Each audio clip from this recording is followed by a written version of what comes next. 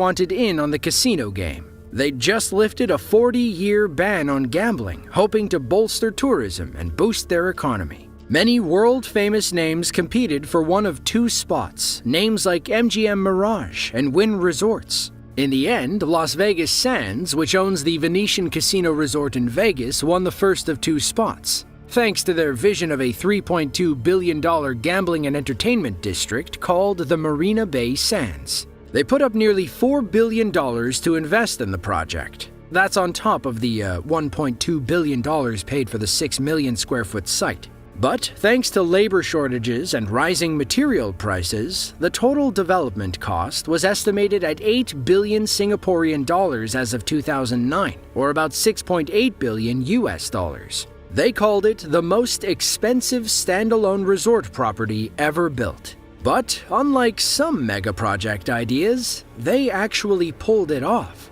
Today, the Marina Bay Sands sports a 2,500-room hotel, a 1.3 million square foot convention center, a mall, a museum, and several celebrity chef restaurants, including 2 Wolfgang Pucks. Meanwhile, the casino floor is a gambler's paradise with 500 tables and 1,600 slot machines. The coup de grace, if you will, is the Sands Sky Park, a 1,100-foot skyway connecting all 3 towers. You can dive into the infinity swimming pool while enjoying a gorgeous view of the Singapore skyline.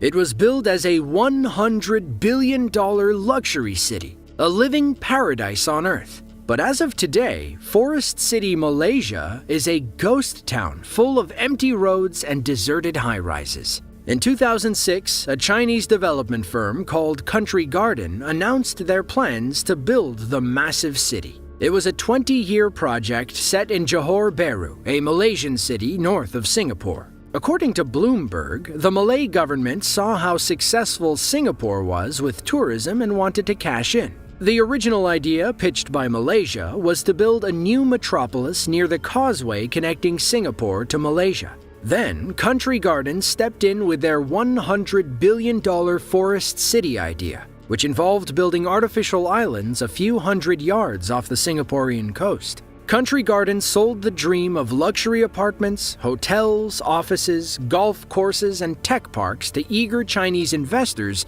who sank thousands of dollars into the soon-to-be-built apartments. Developers anticipated that 700,000 people would quickly move into the new city. As of 2019, only 500 call it home. According to Business Insider, the population has supposedly grown to a few thousand, but it's still less than 5% of the expected residents. So, if you wanted to, how much would it cost to move to Forest City? Unfortunately, prices have skyrocketed in recent years. In 2017, a Forest City apartment only cost about $170,000. Today, they cost about $1.14 million. You're better off buying in Johor Bahru, where the average sale price is about $141,000, and there are actual signs of life.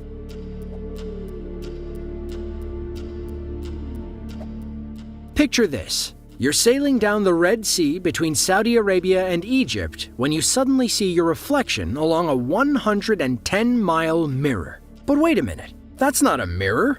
Instead, it's a 1,600-foot tall, 660-foot wide, 110-mile-long building. And there's another running parallel on the other side. What you're currently looking at is Saudi Crown Prince Mohammed bin Salman's NEOM project, better known as The Line. Some may call it the sustainable city of the future. Others think it sounds a little dystopian. The $725 billion city will run on nothing but sustainable energy. There won't be any cars either. Instead, the MBS imagines a high-speed underground train that can get you from end to end in 20 minutes flat. Residents will enjoy a lush outdoor landscape between the two mirrored buildings. Those buildings, ideally, will house and employ about 9 million people. The line will also remain under the watchful gaze of AI.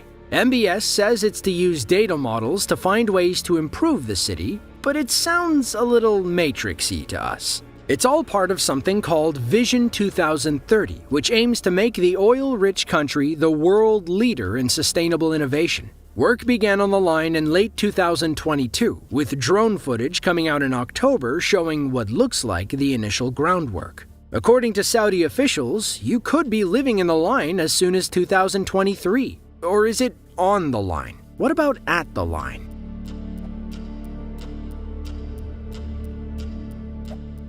According to Elon Musk, when the Gigafactory in Reno, Nevada is complete, it will have the largest footprint of any structure in the world, bigger than the Great Pyramid, the Empire State Building, and the Burj Khalifa. Counting multiple levels, we're talking about 15 million square feet. However, every inch will run on renewable energy. Now, you've probably seen Elon talking with Leonardo DiCaprio about the Gigafactory and its environmental impact. According to the Tesla CEO's calculations, it would take 100 gigafactories worldwide to power the entire planet with sustainable energy. Unfortunately, the current gigafactory in Nevada is about 30% complete. Tesla finally announced plans to expand the factory in 2022, but the full-scale building is still a distant dream. Now, Elon's been thinking about the Gigafactory his whole life, but official plans didn't kick off until 2014 when Panasonic agreed to invest in the $5 billion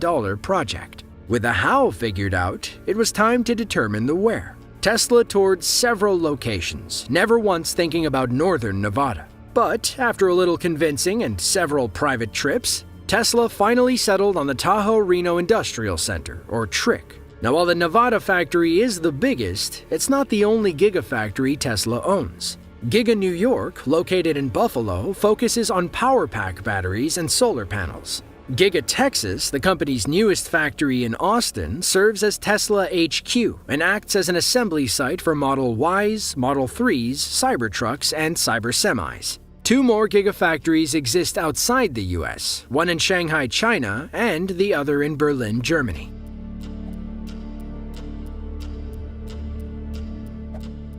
Jubail, Saudi Arabia used to be an ancient fishing village on the Persian Gulf. It was full of deserted suburbs until the mid-1970s, when an American engineering company called the Bechtel Corporation broke ground on the largest industrial city in the world, spanning more than 687 square miles. Upon its completion, the new site contributed to about 7% of Saudi Arabia's total GDP. At the turn of the millennia, the Saudi royal family decided to expand operations in Jubail, and Jubail II was born. Considered by many to be the world's largest civil engineering project, Jubail II sought to double the city's original size. The project provided housing for 120,000 new residents and built a brand new 18,000-student university. Today, Jubail is a major player in the global energy market, attracting the best and brightest tech and business minds across dozens of countries. When it's done, Jubail 2 could make them the major player. During peak working seasons, the Jubail 2 project employs 20,000 workers per month. About $4 billion has been invested in infrastructure, which includes hundreds of miles of roads, water and waste facilities, and utilities. Another $18 billion will go toward building the expansion itself. In fact, the project is so big that they broke it into 4 phases over 22 years. The current timetable has Jubail 2 completed by 2024, but we'll see if any pandemic-related setbacks push that completion date off a bit.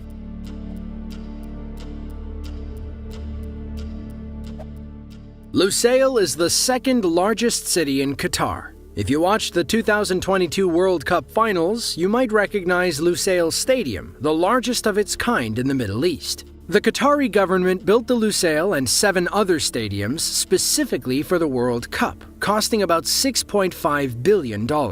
Some experts estimate Qatar spent some $200 billion over 12 years to make the World Cup happen in the first place, not to mention the countless human rights violations. According to Bloomberg, a chunk of that change went toward building Lusail City itself, a mega project that cost some $45 billion.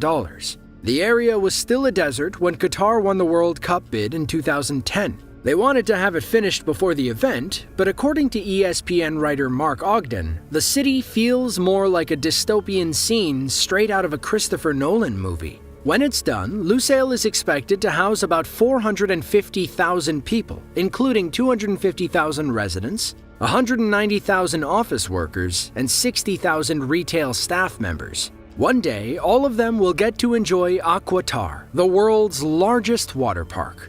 Considered to be the crown jewel of this artificial city, Aquatar will feature 36 water slides and attractions alongside a 279-foot tower, home to the world's highest water slide. When it's done, the park will cover about 300,000 square feet. They expected it to attract 50,000 visitors per day during the World Cup, but you can't ride a half-built water slide, can you?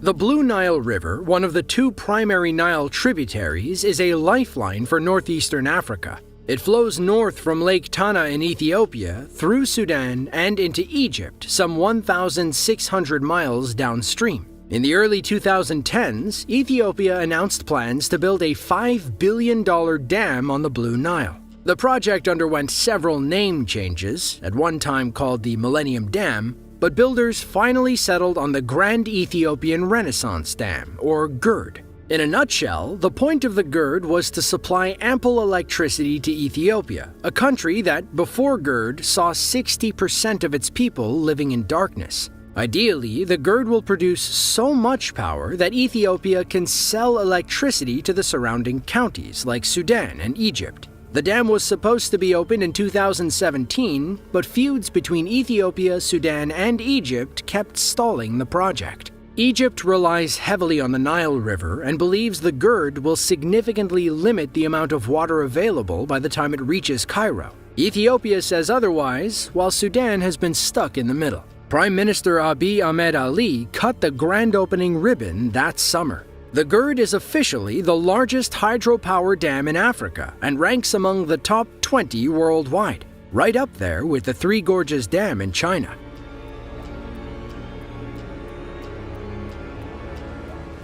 In January of 2008, the UK decided it was time to expand its nuclear energy capabilities. After some negotiations and budgetary conversations, the idea for Hinkley Point C was born, joining the ranks of Hinkley Points A and B. At the time, Hinkley B was the UK's most productive nuclear power plant, but it closed in August of 2022 due to old age. Thankfully, plans for Hinkley Point C were already underway, plans that now have a £25 billion price tag. But it wasn't always that expensive. EDF is the French energy company spearheading the project. They wanted to have the plant open and operational by 2025, but several setbacks and a global pandemic kept pushing the completion date. According to the BBC, the limited number of workers allowed on site during COVID cost the project more than 500,000 days of critical work between 2020 and 2021.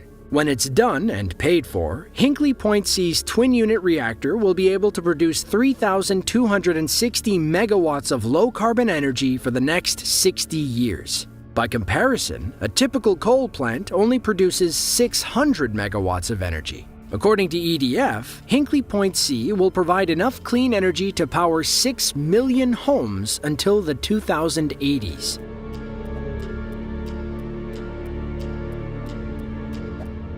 The Yangtze River is the heart and soul of China. Nearly one-third of China's population, about 400 million people, live along the river basin or its tributaries and rely on it every day. But as it stands, northern China's more industrialized and arid regions struggle with dry rivers and restricted access to water. It's been that way for, well, forever. Then, in the 1950s, Mao Zedong floated the idea of a massive engineering project that could solve China's water problem in a few short years. The idea was to build 3 canal systems, one in the east, one in the west, and one in the middle. Of course, politics and controversy kept the project in the planning phase for about 50 years. Construction began in 2003, and it's expected to take another 50 years to finish. Not to mention the $62 billion price tag.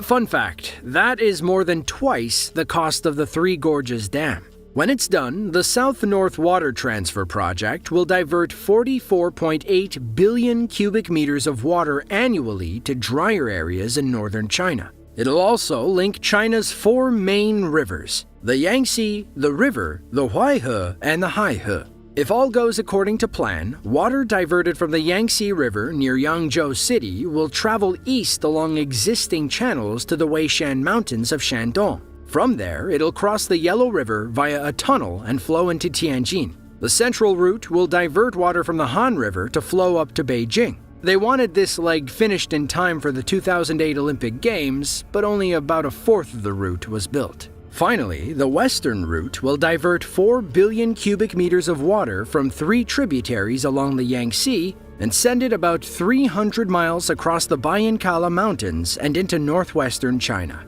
If you enjoyed this video and want to see another just like it, be sure to click the link on screen now. With that, thanks for watching and be sure to tune in next time.